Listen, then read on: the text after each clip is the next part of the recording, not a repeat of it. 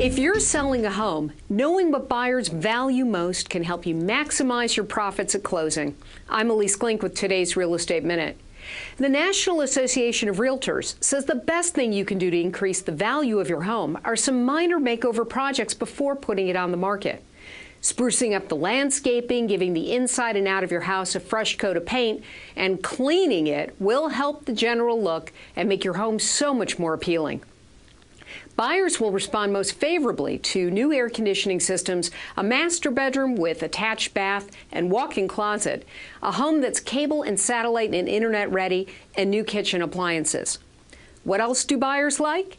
Having an eat-in kitchen, a home office, and a second-floor laundry facility should boost the asking price.